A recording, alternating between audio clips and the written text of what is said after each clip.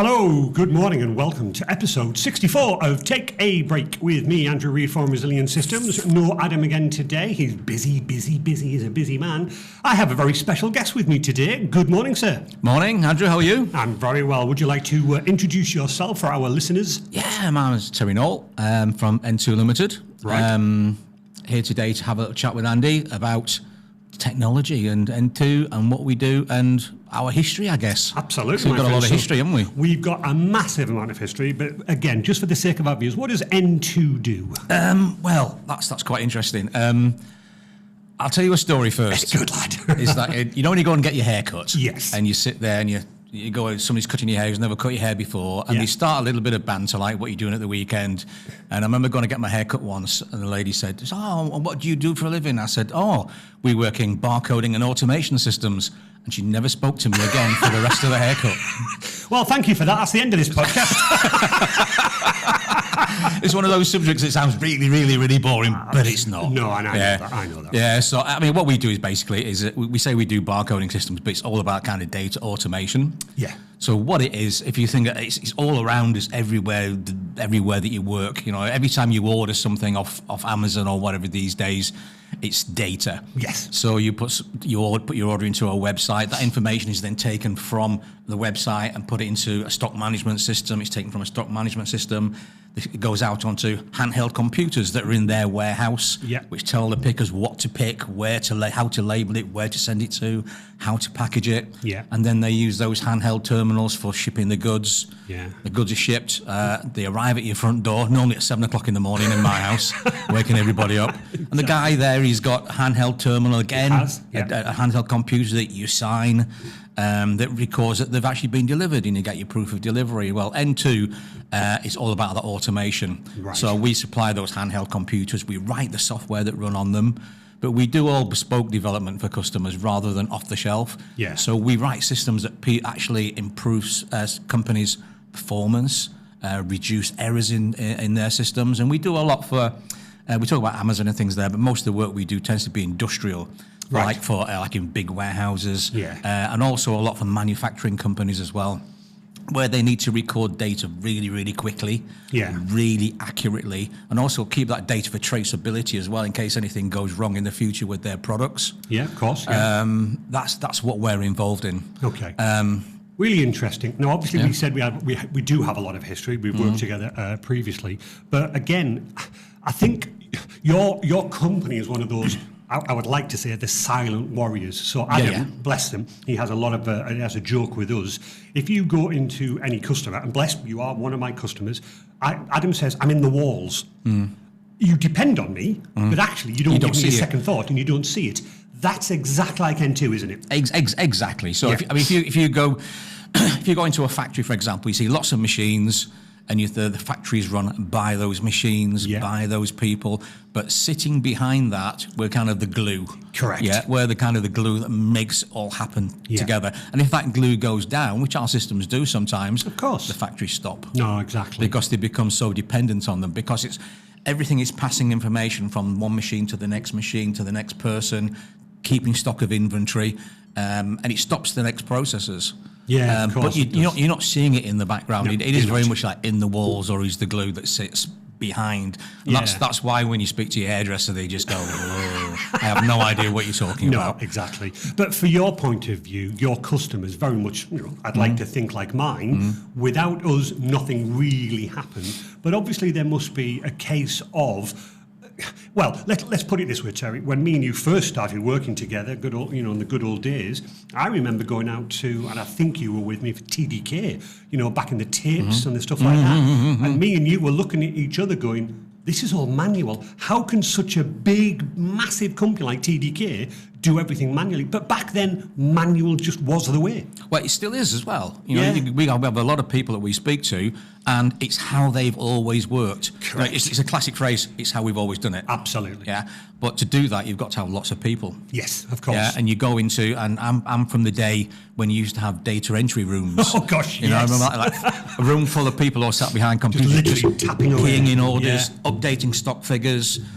And that's really expensive. People are expensive these days now. So we kind of replace all of that. When you capture data, rather than keying it back into your stock system, Our systems take the data and input that information in the background, in the walls again, into the computer systems. Right. But you don't really see it happening. But that means you then haven't got all of these people sat there keying this information in. Yeah. But then, as you say, then when that's live, you get used to it. That's the problem. You get used to it, and it's there. But then, if something stops, because of an error or whatever, the whole system stops. You know. Yeah. I kind of. It's a little bit like running a car, you know. Yes. Your car works all fine as long as you keep put the petrol in, put the oil in, do all of this. Oh, it's fine. But one thing goes wrong, the whole thing stops, and Absolutely. it's normally a component that you've never really realised or heard before. of. Yeah, exactly. But these are the systems that kind of glue people together. Yeah. But it's all about efficiency, right? You know, and that's what people. I find in my business with IT, it's all about making people efficient, doing the things that manual people don't want to do manually. Yes, of course. You know? Yeah. And that's what computers are good at. Yeah, that's really what they were designed for. Not playing games in my view. Only because I'm rubbish at them. I haven't got a clue. Yeah, not a clue. Very true. But that's what they're good at, is actually doing all the jobs that nobody else likes doing. Yeah. And they do it repetitively and they do it accurately. They do. They can't go wrong. Yeah. It's very much that's it. Yeah. And then customers start to realise what they can do, and they'll say things. A lot of work that we do is we'll say, well, okay, we've got this file and it's got all of our sales orders in from the website. Somebody's got to key them in, right? We can write you a process which reads that file automatically and just keys them in the background as almost into your system. Yeah. Hey, that's great. So it's now put the orders in. So is there any way now you could send those orders out onto the shop floor with somebody with a computer and tell them what to pick? Yeah, well, we can do that as well. Yeah. And it does it automatically. It just happens. Yeah. So when they've confirmed that they've actually picked the goods on the handheld, can that then automatically print a dispatch label? Yeah. Because before we used to have to put the piece of paper into admin, they key the name and address in of the person, it print a label, take the label off. No, we can fire off those labels. So you're automating things. You're making things happen in the background kind of thing. Well, let's go back. Obviously, we do go in terms back. When I first met you, it was probably at Barcode Solutions. But take me back a little bit further. Where did you start your industry? What was your background before we got together and moved on? So, I mean, my background was I did HND in computer studies at Newcastle Polytechnic. And I'm not from up here. I'm from Yorkshire originally. Yeah. But I kind of fell in love with Newcastle. Yeah. So I did my course up there, and as part of the course, we did like a sandwich course, and we had to go out and work in industry, which I think is brilliant. Yes. You actually go out and work in industry for 18 months, and then you come back and you finish your course, and you feel as though you can do something now. It's not all just theory. And I went to work for IBM. Wow. Down in Portsmouth. It was a bit of a weird thing how I got the job. I applied for a job in Newcastle, IBM, didn't get it. And I was really disappointed. And then they rang me up and said, the reason you didn't get the job is we didn't think it suited you. Right. Because it was more of an admin computer job, whereas we've got a developer's placement in Portsmouth, head office. And I kind of went, sounds amazing. Not really realising where Portsmouth was. You know where Portsmouth is, don't you? Yeah, not really, no. It sounds great. Because I've always been enthusiastic about work. Yeah. I went down there, got the job, absolutely fantastic. Yeah. And absolutely loved it. And IBM was just a fantastic place to learn. It really was. Very professional company. Learned so much, and they had so much technology. Yeah. I had my own computer. Back then, it was probably unheard of. And it was like a room as big as this. And absolutely. It was huge, and it was my computer. I remember that. Oh. And actually, one of my favourite stories of working there is my boss said to me one day, so this was back in like the 1980s, he said, we're coming to a meeting, you're coming to a meeting. And I was a student, and he said, you're coming to a meeting this afternoon. What you see in this room, you don't tell anybody about. Right. And I thought, that's a bit strange. Yeah. And we went into a room, probably about 30 people, and there was a box at the end of the room, and it was one of the first home computers. No. Developed by IBM. Yeah. And the guy was presenting what it could do, and I'm thinking, wow, that's amazing. Potentially everybody will have a computer in their own home eventually. And my boss sat next to me, leaned over and said, never take off. never take off. Never take off this. He was a lovely guy, but Shortly after that, yeah. Oh, well, that must have been great for you, though, because that must have instilled into you what eventually would become N2.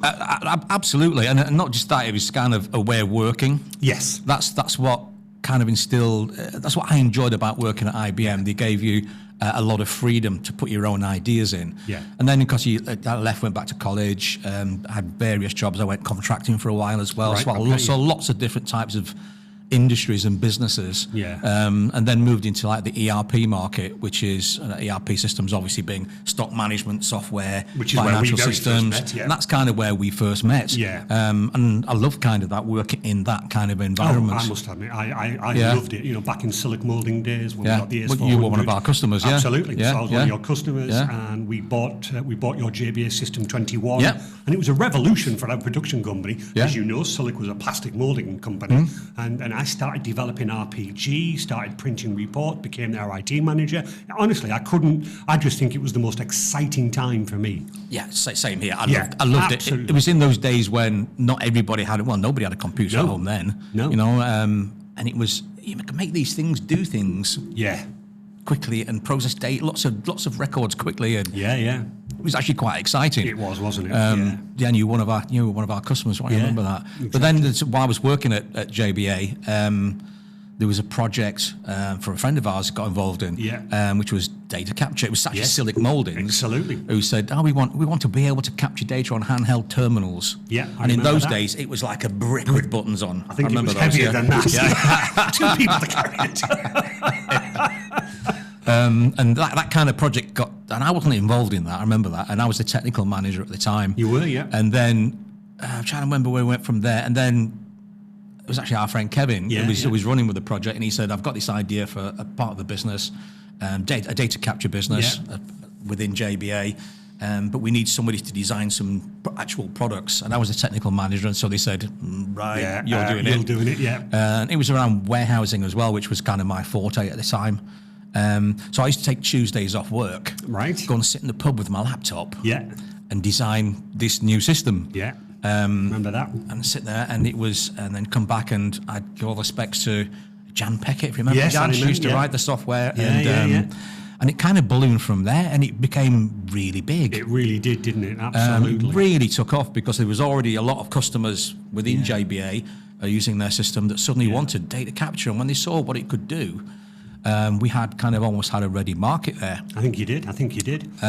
One of the things I'd like to pick up on, though, is, without going into too much of the detail, to me, the ethos of our company, where we both ended up working at, was integration into the System 21, the BPICs, and having an interface that took the raw data from, these were bricks that, like, how on earth do you make this talk to that? We obviously, and you helped develop that software. And obviously that's been a theme from that day right the way up to now. So do you find being that glue, as you called it, I still find that so exciting. It's really interesting. It really is interesting because customers still don't they still think it's a little bit magical. It is. And it's not really. It isn't. It's just all about manipulating data, taking data from your main system automatically and then sending out in different formats. And this is the big thing that really where people kind of get data capture wrong, in my view, historically, is that people try to imagine a screen, you've got a data entry screen where you put in stock control, so you've got part number description, 30, 40, 50 different, really busy, big screen, lots of information. You can't put that onto a small handheld screen.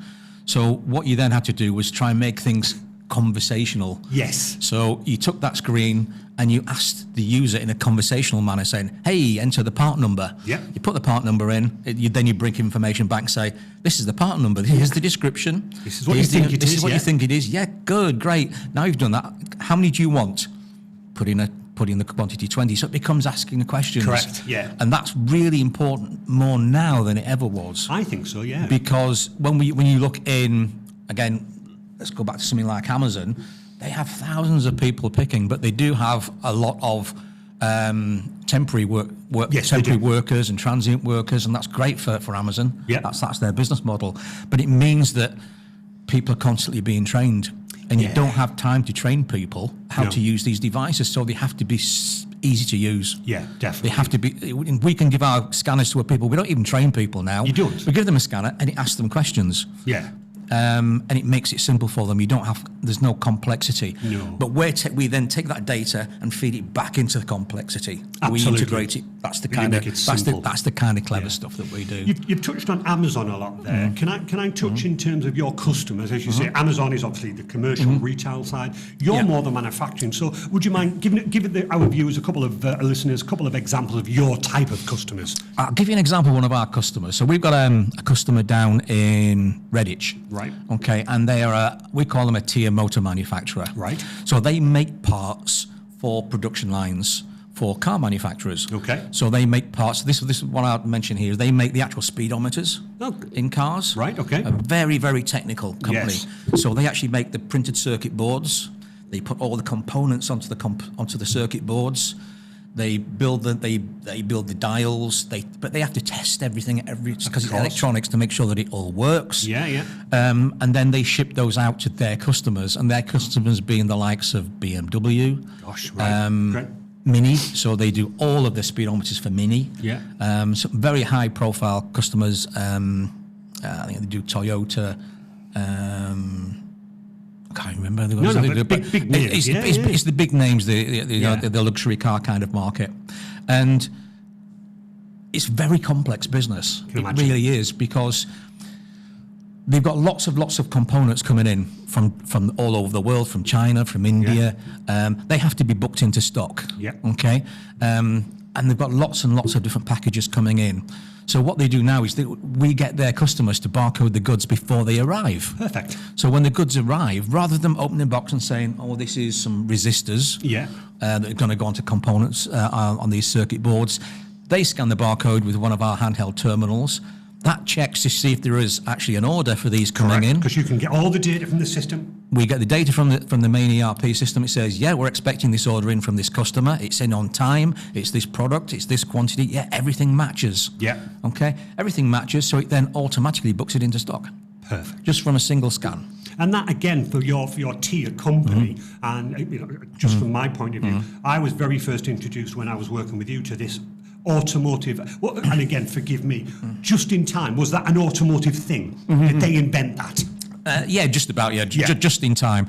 So, and that's becoming more and more that's what I'm getting onto. Important these days, just in time, is that gone are the days in some industries where you had lots and lots of stock. Yeah, literally, I've got 1,000 left. Yeah, I've got 1,000. I've made 1,000 of these speedometers. Yeah.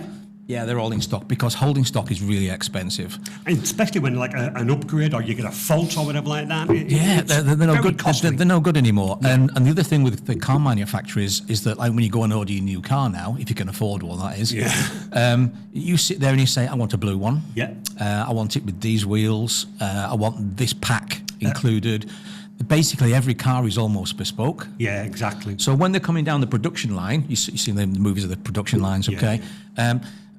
When the car comes down, the guy who is fitting the headlamps, for example, needs to turn around. The headlamps need to be there ready for him to pick up. Absolutely. Okay. Now, they could be halogen headlamps, or they could be blue ones or green ones. Whatever the customer's ordered for this car coming down, they have to be in order. They have to be what we call sequence. Yeah. Okay. So they have to be shipped from the manufacturers in the sequence. They're going to go onto the cars that are eventually going to come down the production line. Absolutely. That's really, really complex. It is. So that means that when my customers shipping their goods and they're loading these stillages to go out, they use handheld scanners again, and it tells them when they scan a pair of headlamps or a speedometer which slot to put it into. So when it gets down to BMW, it's in the right place when they get there. Yeah. And that is key, because I don't really know this, but production lines are non-stop. Yeah, and you can't stop the production line. If the guy puts his hand behind him to get his speedometer and it's not there, or it's the wrong one, exactly, the production line stops. Has to. Yeah, because they can't say, right, we'll come back to this one, because they're just going by in sequence. Yeah? If you stop the production line, you get fined. Wow. Yeah. It's £10,000 a minute. Oh my goodness. Yep. That's what you get fined. If you ship something with the wrong label on, you get fined. Yeah. You ship the wrong product, you get fined. So these manufacturers are getting fined for sending the wrong products. Which, in essence, is no reason, why they're coming to you going, yeah, I've got to be accurate. They've got to be accurate. Nobody wants to be wrong. Nobody does anything maliciously wrong. No. We are human. But people make mistakes. People make mistakes. We have systems we've just put in place whereby for another manufacturer, again in the motor, and they have to put plastic mouldings into an outer box. Right. And it has to be the right part and the right quantity. Right. Obviously, because it's going to go on a specific car. Yeah. So we put terminals in place, a very small, it looks like a very small tablet. Right. But it's got a barcode scanner built in underneath. The guys scan the empty box. It tells them what parts needs to go into the box. Nice. On the little screen, how many they need. And the guy scans the parts in. If they scan the wrong part in, it tells them, error. You know. Whoa, you can't do that one. There's something wrong. So why is this? I'll put that to one side. And somebody's put that in the wrong place. I'll scan it. It counts them in. When it's got the right number, thank you, prints a label. Puts it on the label. That's finished and now gone. So that gives them the accuracy. But not only that, it records in the background. Every scan that he does, he records it into history. Yeah. If he scans something wrong, it scans it into history. Clever. So if something goes wrong, if the motor manufacturer comes back and says, you shipped a box of 11 instead of 12, we can go back to the history of that box number and say, no, he scanned 12 in. Yeah. You've lost one. Yeah, exactly. So the customer then doesn't get fined. Nice. Or if he has done something wrong, because the user logged onto the system, we know who did it. Yeah. Yeah, so we know which users are making errors. Yeah. So either you fire them, which normally isn't the case. No, it normally means that the process is wrong. Yeah. Or they haven't had enough training, maybe. Yeah, I can see where you're coming from. So there's all these, it's all about accuracy and data and traceability, because everything in your car normally has a serial number or a barcode on it, every important part. And if it fails, they need to trace it back through the manufacturing process, find out every car that batch of parts went into. Yeah. And that's what our systems do. So every part gets scanned throughout its manufacturing process, and we record the serial number of every part that's manufactured. We record which electronic parts have gone into making that. Yeah. So if something fails, we can trace every car that had one particular transistor in it or one silicon chip. Yeah. And whilst it sounds boring, that's all happening in the background, but believe me, when it goes wrong, we're the first people they come to and say, we've got a problem, we need to trace it. Exactly. All the data's there for you in the background. Fantastic. One of the things that you picked up on that when I met you, and I, if you don't mind me saying, was like how we bonded. You mentioned that you almost talk to the end user via the terminal. I remember two particular instances. The first one is that again, with your history, with your experience and knowledge, I remember talking to you and the customer, and they were picking, and it was all part of the picking process. I remember this clearly, Terry. But then I think you were joking and laughing, and the guy was like, "Oh, we've got to finish this week because there's a stock check." Normally, to me, to you, a stock check is everybody stop, everybody count, everybody go back to work. You came up with an idea that literally said, "Well, I'll tell you what, just as a thought, as the guy's picking the parts, we randomly, every now and then, we'll just go, oh, and by the way, while you're here, count the parts. How many you've got left?" I thought, I just looked at you and went, genius. Yeah. And the guy, I remember just going, hold that thought, I'll be back. And he went and grabbed his manager, came back and he went, just repeat what you said again, Terry. And the guy went, how much? He says, I want it, because you cannot believe how much money we waste by stopping the production to count. Have to, most companies do that. Yeah, and I just thought that was amazing. It's just an obvious thing, and I think that's why we kind of bonded, is that we thought similar kind of ways. Absolutely. Thinking outside the box a little bit, and just saying, well, why are you doing that? You're here anyway. Here. Yeah, just say, while you're here, and again, randomly, we would send a message to a user, say, how many have you got left? Yeah, while you're here. Yeah, and if they didn't match, it then reported, and somebody will go out and then to that location and do an extra count just on that one location. Yeah. And that's what kind of, like cycle counting we now call it. But it was new to me back then. Yeah, but it's all these little ideas that make people, and what we do is we see things in one customer. Yes. We go to another customer and say, well, at this customer we do this. Yeah. And they go, that's a good idea. Yeah. We call them wall stories, don't we? We do. We pass on that info. It's all knowledge, but we're kind of helping the customers, and that's why I set up my business, really. Yeah. Is that I wanted the ability to help customers. It wasn't about making money. It wasn't about having a big successful business, smoking a cigar and having an expensive watch, that kind of stuff. I enjoyed what I did, and I love it when we put something in place and it helps the customer. Yeah. I get a buzz out of it. No, I absolutely get a buzz. The other story that I want to touch on, that I thought was absolutely genius, but it was such a tiny thing. I can't remember the customer, Terry, but we were there, and it was back to your story about there was scanning.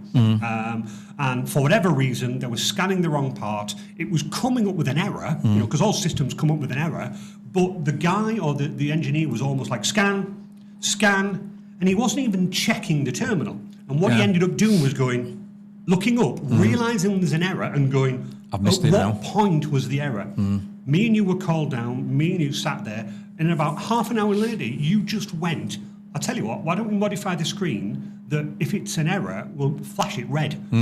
And that was just, again, something. It catches the eye. It catches the eye. The guy was going to scan. It actually, whole screen went red, which obviously illuminated everything around him. The guy went, oh, there's an error. But that one little thing that you did, again, it's all about being that human touch, isn't it? It is, and it's about making people realise, we use sound as well. We couldn't then in the olden days. I appreciate that. But now we can even do things when you go, error, we can get the terminals to talk, which sounded a really good idea, then you realise you're in a really loud factory and you can't hear anything anyway. Yeah, exactly. But these little things, it just makes it flash. Yeah. So the guy doesn't need to read the screen. No, exactly. You've got to making it simple. Yeah. Making things simple for people, and there's millions of those kind of stories of things that but those two done. really stuck out for me. Really and nice. the red screen thing we use to this day. I bet you do. Because people don't look at the screens because it's detailed. They look at the colour. Of course they do. Yeah, they don't need to. Green, red, just traffic light system, as whether things have worked or not. Yeah. And those little terminals about packing the boxes do the red and the green. Absolutely, I love that story. Yeah. Quick question for me then, because obviously, as I say, it has been a while since I worked with the airline industry. How has technology helped you? And specifically, I remember the green on black terminals. Literally, they were black and white terminals, green on black terminals. No graphical pictures. Has that changed now? Can you literally, as well as saying the description, show a picture of physically what it is? Oh, well, yeah. You could, but is that something that is... That's changed completely now, right, because I guess the biggest change that we've seen, right? So the terminals that we used to use were kind of DOS-based. Yeah, they were. Which were just characters you could see, and then we moved on to Windows Mobile. Yeah. And you could get a little bit graphical. You could have colours. Yeah. You could have blobs of things, and you could show JPEG pictures, but it was difficult. Right. Now everything's Android. Oh wow! Okay. So Microsoft Windows has kind of gone now at mobile. And everything is Android. Right. So our systems now will run on mobile phones. You don't have to have one of these expensive terminals anymore. You can run it on a mobile phone. Yeah. But it's fully graphical. Oh, brilliant. So we got one customer that they a fantastic company. They ship games. Right. They're just games distributor. And it's these fantasy games that cost like 100 Warhammer and all that kind of stuff. Really expensive games. And the guys, when they're picking on their terminals, they go and pick something and have really long part numbers and very long descriptions as well. I can imagine. And when they go to pick something, we actually, if they go to pick something, they're not sure there's a button, they press it, and it actually shows them a photograph of what they should be picking. Clever. So they look at it. Yeah. And again, these guys are a very seasonal company. Come to Christmas, they bring a lot of technical temporary staff on. Yeah. And they don't always recognise the part numbers. Won't do, will they? And I'll pick a J4719 Warhammer with extension pack, and I'm doing the hairdresser thing now. Exactly. It presses a button. Oh, that's the yellow box. Yes. Got it. Scan it. Yes, it's the right one. But that's the key that I want to pick up on the target. It's that human thing again. It's that human thing about making things easy. Absolutely. And it's not just about the clever data thing that we used to do. No. It's all about making it human. Yeah. And a classic thing, a real pet hate of mine, is systems, and this is in IT, is when something goes wrong and you get an error message and it says, an error has occurred. Oh, I know. I get that all. Well, thanks. Gives a bit of a clue, right? Exactly. Okay. You got to... And we had it with some of our programmers in the early days. They would just say, file BC477 has an indexing error. Yeah, thanks. Right, okay, okay. And I sit down with my guy and I say, imagine you're a user. Yes. Okay, what would that mean to you? Well, that would mean the index... No, you're not a programmer now. You're not a programmer. No. Imagine your mum was doing this, okay? What has actually happened? You say, well, it can't find that part number on the file because it doesn't exist. There you go. Absolutely. So the message needs to be, part numbers does not exist on the master file. Yes, exactly. Got it. Programmer screws his eyes up because he's technical. But it's all about making things easy. Yeah, and definitely. still a lot of people don't get that in IT. They don't, do they? No, it's got to be, it's talk to people like the humans. Yeah. And when I get people to design these screens, I always say, imagine you're talking to a child. Yes. You're explaining something to a child. Yeah. Okay, of how to do something on a screen. Yeah, but these are really clever people. No. You don't know that. No. You don't know who's going to be using that. Yeah. And they won't feel insulted. It just makes it very, very easy for them. Scan the blue one. Yes, I know what you're saying. Scan the green one. Yeah. And to scan the part number. Yeah. Part number not found in location. Instead of saying part number not found in the location, say part number is not found in this location, A01A. Yeah. I know what you mean now. I'm here. That's what it means. That's what it's all about, is thinking that little bit extra in IT, making things relatable. I think so, and certainly if I try and do that with some of my customers when I'm writing programs. And I've said this many times on the podcast. You can ask me to write a program, Terry. Let's say it takes me half an hour. Eventually, it'll take me an hour and a half, or maybe 2 hours, because I'm writing for every exception to go, oh, sorry, this has happened. This is what you need to do. Yeah. So let's face it, we have big Microsoft. And things happen on Microsoft, and it's like error X808CCC, and I'm like, thanks Microsoft, I haven't got a clue what that means. Thanks goodness for Google. Thank goodness for Google. Thank goodness for Google. So in terms of N2, it was just you to start off with, in your bedroom or in your study upstairs? Well, you remember, so I left the company we were working at. Yeah. I just wanted to do things my way. Yeah. That's what it was. And I left. I had no customers, no job, and I did a contract for a while. Yeah. Just to tide me over kind of thing. And I had the top bedroom in my house, little tiny, and it was, you could just about get 2 people in. We had to struggle to get the server in, or squeeze it in the corner. Yes. And I used to go up there and work, and used to work in the evenings, and I really did enjoy it, but it wasn't obviously bringing any money in, which wasn't very good. No, enjoyable, but... Yeah, exactly. I had to kind of pay the way. And then I relied on you massively for supplying a PC. Because whilst I work for an IT company, there's 2 things I know about PCs. Mine's black, and the other one, it's never switched on a Friday morning. Exactly. So that's about as much as I'm a user of technology rather than knowing the ins and outs of. So I've relied on you just massively for. Unfortunately for everything. Yeah, exactly. So you got a PC. I remember you got a PC for me. I can't remember what it was now. No. Andy, what kind of PC do I need? It's a black one. A black one. Right. Okay. Right, you're going to need this kind of memory. Why do you remember this? Yeah. Why do I need that much? Because I didn't want to spend money at the time. Exactly. Do I need that? Yes, you do. Do I need that little switch on the front? Because that's £4. Yeah. Yeah. Okay. You will need it. Yeah. No, I'm not going to go for that. I'm not going to go for that model. 4 weeks later, Andy, I need that bit that you said I needed now. I remember that. Well, you can't just add it on. Right. Okay, well, you have to have another PC then. And it was kind of like that. It was not really knowing what I was doing, finding my feet, but just kind of doing it my way. And then we got a customer, and then it just really snowballed from there. It really did, didn't it? And I found out was a lot of people that I used to work with found out I had my own company, and they would contact me, and rather than me contacting them, say, "Hey Terry, what you doing? What you done? Come and show us what you do." Yeah. And we ended up getting business from there. And it's just really grown, hasn't it? Yeah. I mean, we're still only small. There's only 4 people in the company. Yeah, we've never planned to be a massive company because then you lose the joy of it. Yeah. Because I am a hands-on person. Definitely. I am involved in the programming and still I design all the solutions, and that's the bit I really like. Oh, God, yeah, absolutely. But yeah, we just become really, really successful. We don't advertise at all. No, as I say, you don't. All of our customers come by word of mouth. Yeah. We work for one customer. We've got one guy. He's brilliant. He works for a customer. We put a system in for him, and he leaves. Goes to work for somebody else. Terry, I've got this new company, and we need a system. I've left there now. We're on to about system number 6 with him.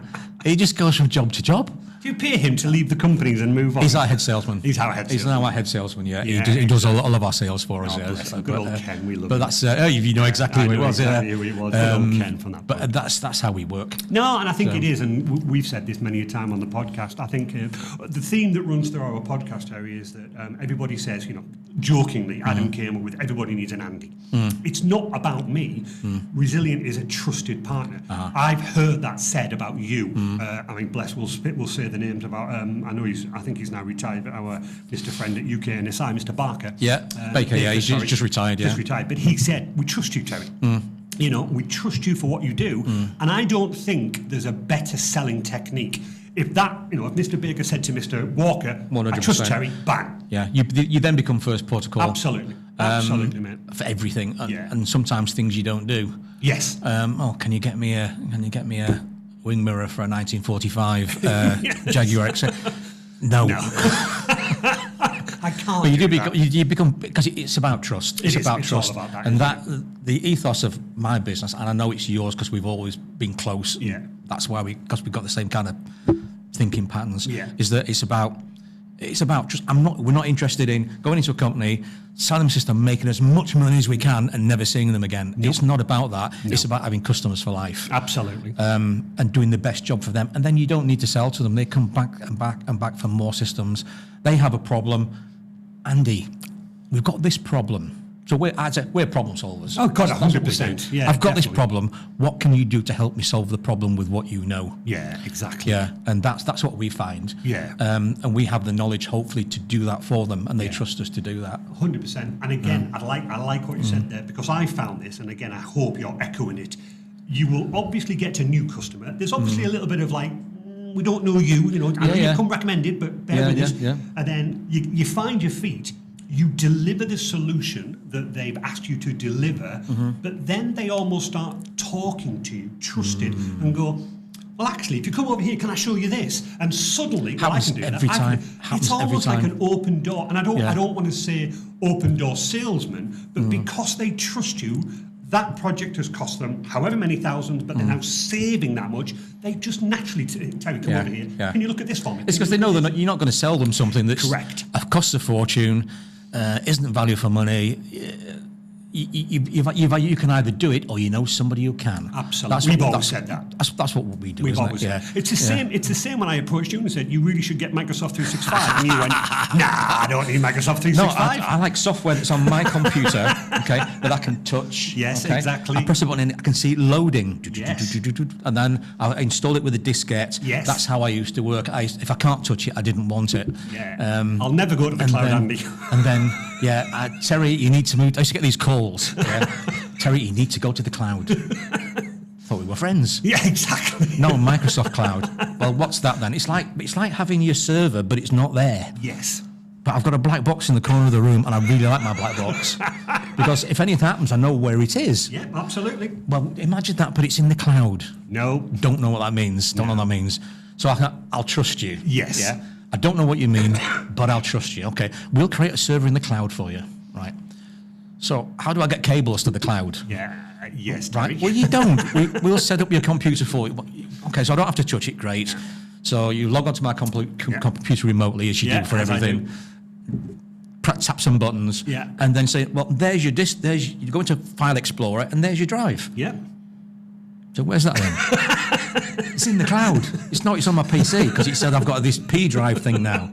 But it's in the cloud. Yes. I don't know what you mean. No.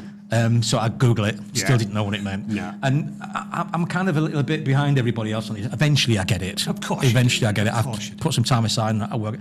And now, the cloud is brilliant. Yes. The main thing is backups. Yeah, 100%. Because backups, I mean, touch wood, we've never had a major issue with backups. No, you've not, thank goodness. But that's fortunate. Yeah.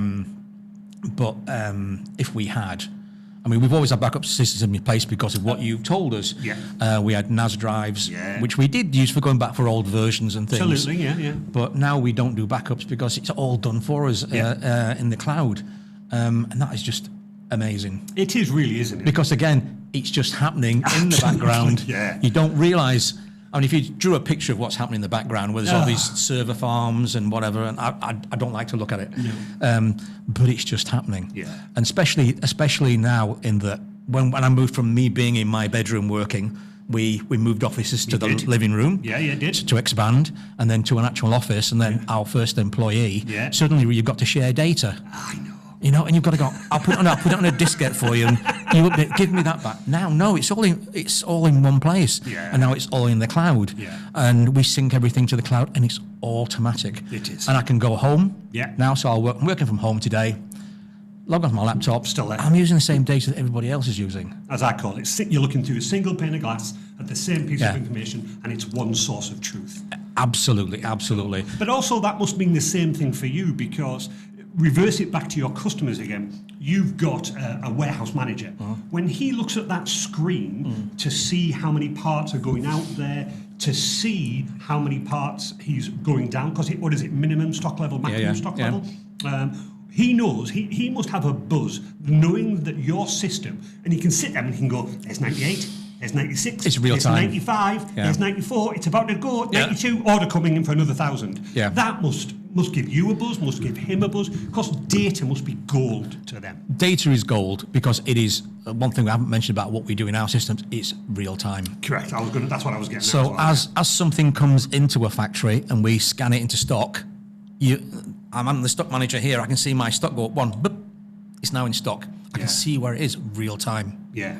Things like with orders, when an order goes out onto a handheld, somebody picking in a warehouse, I can see which user is picking that order, which order's being picked, and every time he picks an item, you can see which items have been picked. Not when the order's not just when the order's complete.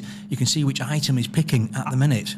I just want to touch the real-time thing. When I used to work at Silic, I remember distinctly, thankfully, I was not involved, but I remember a wagon turning up, and if you remember Silic mouldings, like the big plastic bags where we used to knock them all down. Yeah.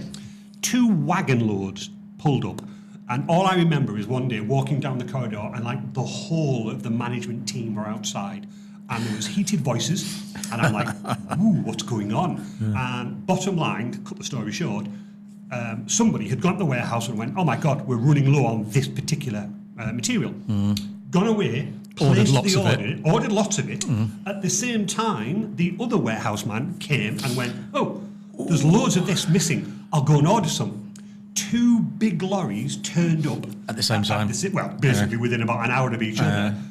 We'd ordered double the amount of money, and we'd cost us a fortune. Now, real time, and that's what I'm getting back to. I don't think people, bless them, they may realise it, so I apologise to you. How key is it to manufacturing industry? It is. It's back to the just in time that you said before. We only order when we need the stock. Correct. Because stock is now so expensive. Yeah. Because you've got to store it as well. Oh, yeah. And all this is very bulky stuff. Yeah.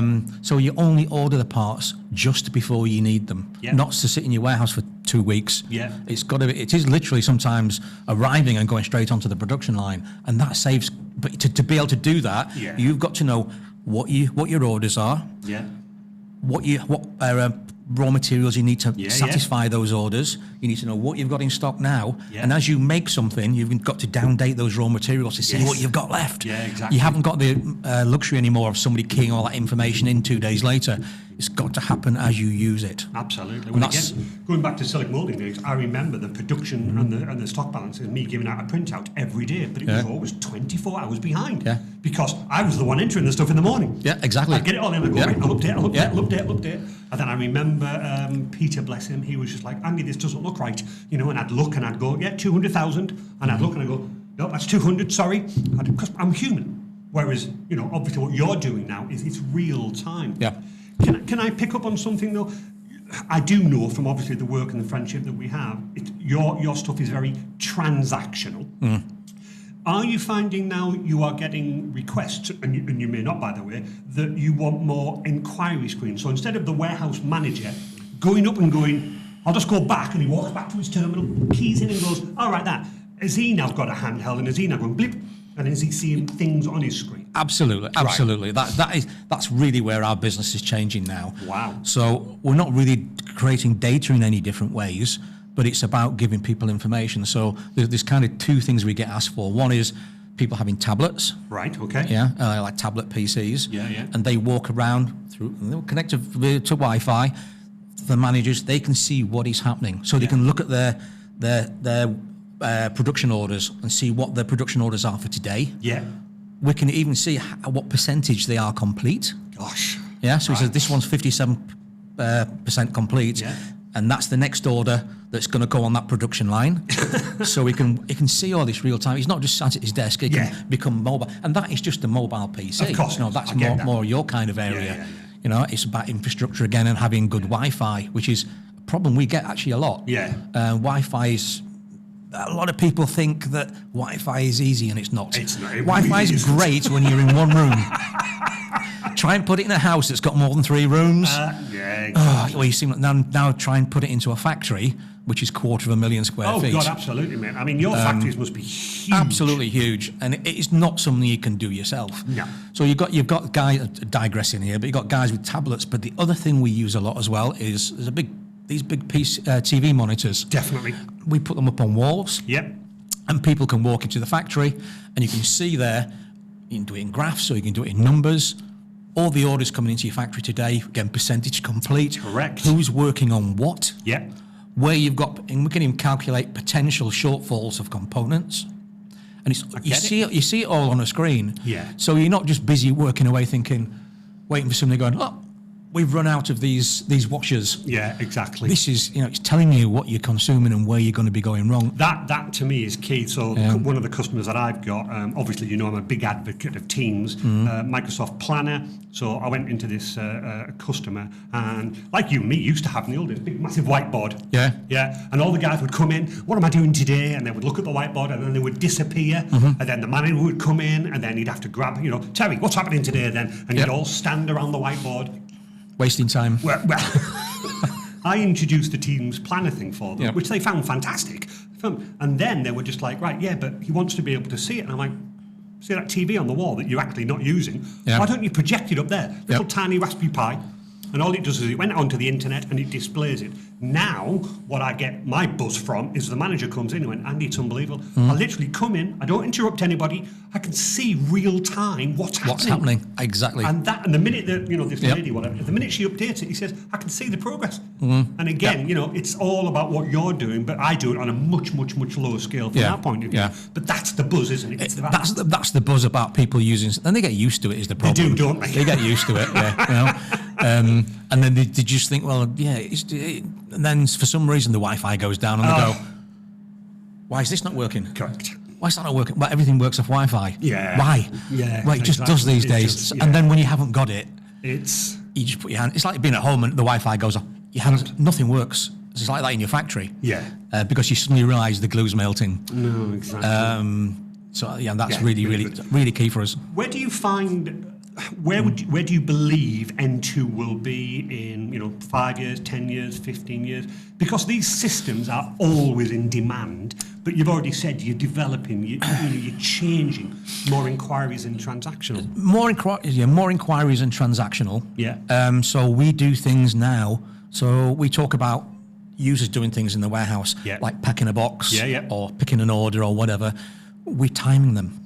Wow. Okay. So we time. A classic is somebody picking an order that you've ordered from off online or something. We time when the order arrives arrives in the company. From when it goes out to a user. Right. He's picking it. We time every single product that he's picked. How long it took him from when it arrived on his screen to actually said, yes, I've picked it. Right. And this all goes back into databases. Going back to reporting again, like you're saying. Yeah. Because people can then look at this information and say, why is it taking us so long? Why does it take this one person so long to pick these orders? They're not efficient. It's about efficiency. And it's not always what you think it is. This user's not very good. No, exactly. He's not very good. Yeah, and you do get that kind of case. But we did this for one of our customers. That's sadly no longer a customer because they moved to a completely different ERP system that we didn't support. And they actually came to us and said, we've got a problem. The user, we just think he's just not very good. His stats So we developed this for them basically, and it recorded everything. And they said, yeah, he's definitely the worst picker that we've got. It takes him twice as long as everybody else. And it turned out it was the types of products he was picking. Ah, right. Because this guy picked certain products. I think it was lawnmowers he picked. Yeah. So they were bigger and heavier. Yeah. So it took him longer he had to go and get ladders and get them out of the racks and put them back. But it highlighted there was an issue. Of course. It couldn't necessarily tell him what it was. It could tell him what the products were, but it then highlighted they went and watched what he was doing. Yeah. And it was the fact that it was the types of products he was picking. So he was actually being very efficient. Yes. In an old system, he'd have been sacked. Oh, God, you're just not very good, and the guy absolutely. would have lost his job, but it wasn't his fault. Yeah. And that's where this efficiency thing came from. We do it for everybody now. Yeah. But it's then, back to what you said, how do we present that information? Yes. Inquiries, big screens, tablet PCs, and we also do alerting as well. Wow, right. Okay. Which is new. Well, this is something we got from you. Yeah. All right. Okay. Do I get my commission? Yeah, you get your commission. Yeah. Is that emails? Right. So if somebody's actually out in the factory and doing something, and they run out of a product, or we think they're going to run out of a product, our system will automatically email the stock controller and say, this product is now is approaching its minimum stock level. You've only got 10 left. You've got orders which says you're going to need another 50 next week. That's clever. You better order some. But most people don't necessarily run a report, or it pops up on their phone and said, oh, it's an email. Everybody reads their emails. Yeah. Unless it's my programmers. It tells them real time that there is a problem now. Yeah. And they'll copy to their manager to let them know there's a problem. It's telling people faster and faster to do things, so that they're not going to order 2 truckloads of plastic components. Yeah. Everybody's getting these messages. So it's extending what we do. The base core systems don't really change, but it's those extra little things and integration to other systems. So, you touched on Teams. Yeah, exactly. Terry, you need Teams. No, I don't. Yes, you do. I remember that conversation. Right. I'll install it on your PC. You actually came to my office and showed me what it did, and I thought, that sounds really clever. I'll never use it. Yeah. And then I started to use it. I thought, this isn't really what I want. It's not what I do. It's too integrated. Now I use it every day. Exactly. And so we're integrating to things that other people use every day, like Microsoft. Yeah. Like Teams. So we've just become a Microsoft ISV partner. Very good. Very good. Congratulations. Again, with your help, Yeah. speaking to you how all of that works. And they have an ERP system called Microsoft AX. They do. Which we are integrating to, and that's what we're developing at the moment. Nice. But that opens up new things as well, like AI. Yeah. Now, I've got a meeting with a Google consultant about AI and how we can use AI within our solutions. I don't know. No. But this is, let's go and have a little chat with Microsoft and find out what it can do, and they help us develop our systems. So it's enhancing these things all of the time. So with the likes of Teams, what we want to be able to look at is how we can message people within Teams. Well, exactly. That's what I was getting to. Yeah. Teams is actually far cleverer than I thought it was. Yes. It's as clever as you told me it was. Thank you. I did say that. I've got technology lag. That's what it is. You tell me something, and then about 5 or 6 weeks or 2 months later, you go, that's a good idea. That's a good idea, Andy. Well done. Technology lag, you can patent that. I can patent that. So it's because people, you're sat in front of it all day. Yes. And it's your portal into your email. It is. Your calendars, your data, which is quite unusual. I hated the data interface to start with, but now I use it all the time. Yeah. Because it's up to date. Yeah. That's the big thing. It's clever. Auto-save and things like that. And it's got on there. I remember the days of me and you doing a quote and I go, oh shit, I better save it because 10 minutes later... It's gone. It's gone. It's these things that make your life easier, but it's the fear of change, isn't Of course. it? That's what it is. 100%. Changing from one thing. I mean, we've got Ian who works for us, and he still likes his steam-driven PC. And there's things I don't show him because it would upset him. But he's slowly getting into the technology as well now, so he's using Teams. Good. So when I work from home, I talk to everybody on Teams. Yeah. I never ring them anymore. No. Because you can show examples on Teams. You email people, they don't read it. No. Because it pops up and then they forget. Yeah. Teams, you're going, hello. Hello. Talk to me. I'm going to keep writing it until you answer. I know you're online because you've got a green tick. Exactly. And then it's great. And we do it with our customers as well. Yeah. Again, because the worst thing in the world is I've got a problem. Yeah. Okay, can you give me a clue? Yeah, pack to box isn't working. Okay, why isn't it working? Whereas now on Teams, they called with the guy yesterday. He just Teams me now and goes, look, here's a picture of the screen. Here's the error message I've got. I can see it. Absolutely. Right, I know what you mean. Right, okay, I know what the issue is. We fixed the issue in the program while he was still on Teams. Yep. We use, is it something that you'd use a lot? We use remote control software. Correct. On their terminals. Yeah.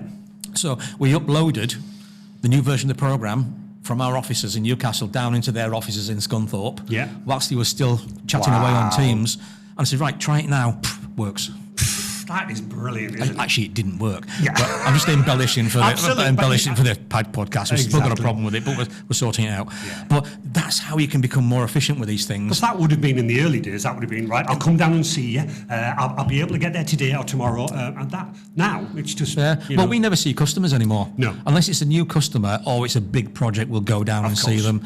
No. We don't need to because we Teams. Yeah. We have Teams video call is amazing. I love it. Absolutely. Because you can have, in the old days, we need a meeting. Right, I'll get in a car, I'll drive for 2 hours, come and see you. Yeah. You'll have a 2-hour meeting. Yeah. Mostly talking rubbish. Yes, A exactly. little bit of detail, 2-hour drive back. Yeah. Okay, now you can have an impromptu Teams meeting. Like, Dave, can you just answer me this question? Blah, blah, blah, blah, blah. Yeah, okay. You've had a meeting in 24 seconds. Absolutely right. Right, and you've saved a day. Oh, no, exactly. It is absolutely superb. Well, you know that Terry, you need Teams. Mm-hmm. I'll be after this podcast. I will give you a quick demonstration. Terry, you need Copilot. So Copilot. Heard of that? Now, so, I don't think I need it today. Today, but I'll give you a call. With your technology lag.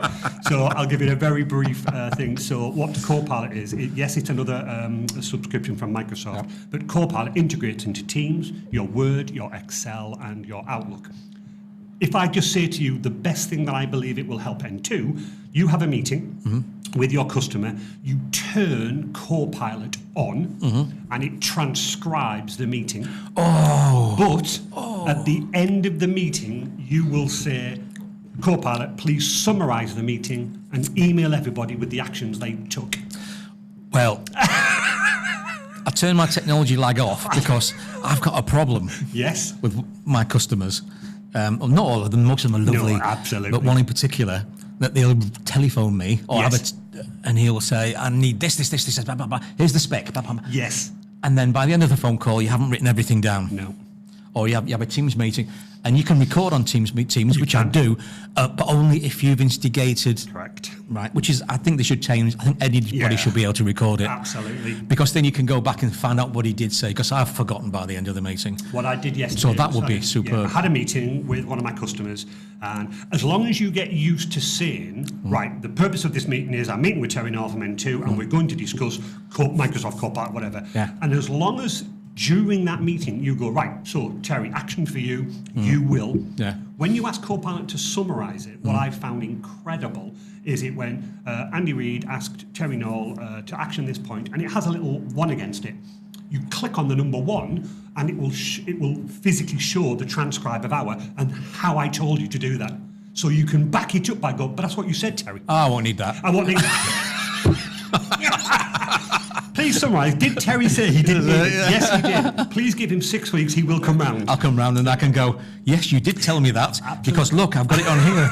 No, I didn't. Yeah. That's Honestly, I've been speaking to about 4 or 5 of my customers, and in the new year, I think I've got like 4 or 5 demos set up. So the other one that I found really good is that once you've integrated Copilot into your Outlook, you could be on a meeting, because we know, don't forget, they still need the face-to-face, I think. Yeah. But you could come back after a day's away, you can sit in front of Outlook and you can go, right, Copilot, I was away for 1 day, summarise my emails for me. Did I get any action points for that? And I did this the other day for a test, and it just said, welcome back, Andrew. Here is an email from... I get hundreds of emails. But it will automatically summarise them. Yeah. Eventually, it learns to filter out just the, the Amazons or the whatever. Honestly, mate, it's coming. Copilot is amazing. You need it. You've got me hooked. I've already got you. Yeah. I've already got the you. one thing I actually need. Yeah. Absolutely. This week, listen, anyway. Can you believe that's an hour over? No. No, Wow. absolutely. Wow. So that's an hour over. We normally end the podcast on what are you doing for the weekend? This weekend, decorating. Oh, gosh, you always decorate when I seem to talk to you. I got my wife had this idea of doing some building work just before Christmas. Great idea, Alex. Yeah, very well done. Which sounded really nice, and they've done a fantastic job actually. I've had these windows put in, these like called crystal glass windows. All right, okay. And I live in a Victorian house. It's a beautiful house. You wouldn't think they'd go, but they are superb. Nice. But then you've got the aftermath.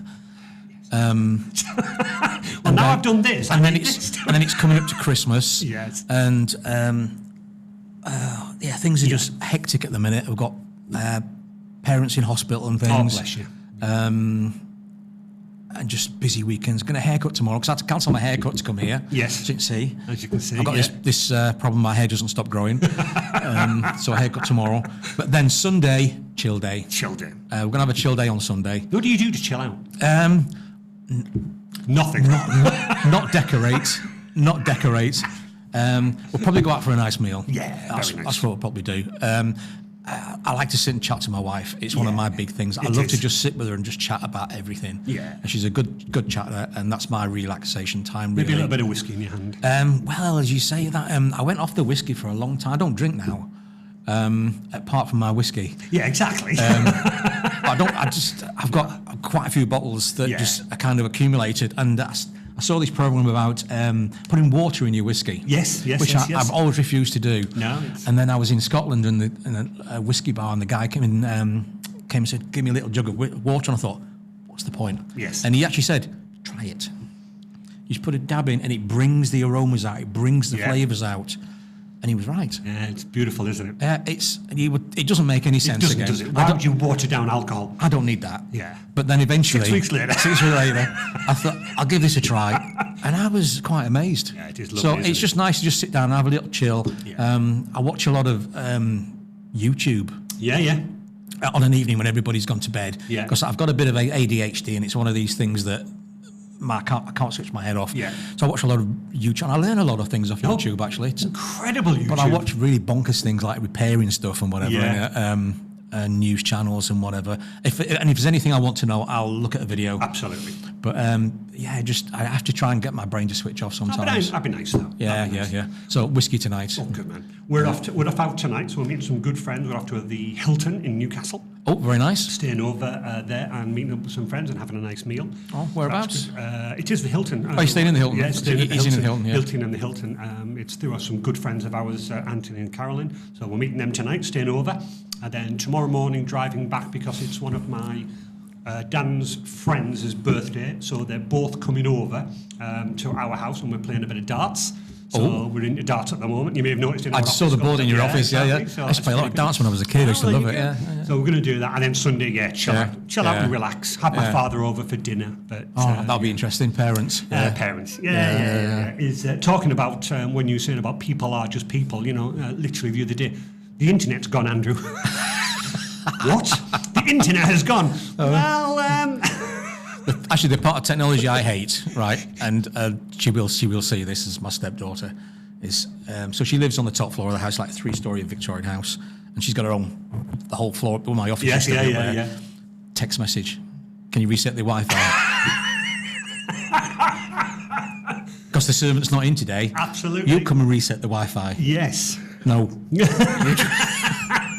God bless her, we love her. Yeah. So anyway. how can I automatically reset my Wi-Fi? Absolutely. Exactly, yeah. So just before we go as well, though, so how can people find out about you? What's the best email address? What's the website? Website's N2 Limited. LTD. I don't keep it particularly up to date, I must admit. But we are on Google, N2 Limited. Email address? Email address is tnall, TNALL, at n2limited.com. Good. Put it on the end of the podcast. I will. Yeah, just so you know. Put all of that. Yeah. But we're the kind of company. If you ring up, you will speak to me. Yeah, exactly. You'll speak to me. We don't have salespeople or whatever. Speak to me. We show you what we do. Yeah. We're not salespeople. No. There's no high pressure whatsoever. Yeah. And we like to come and help people. Absolutely. You bring us a problem, and we'll hopefully show you a solution. That's been fantastic. Well, thank you so much for your time, Terry. It's been welcome. Really appreciated. Nice to see you again. Absolutely. Yeah. Right. Hopefully everybody has a good weekend. Bye.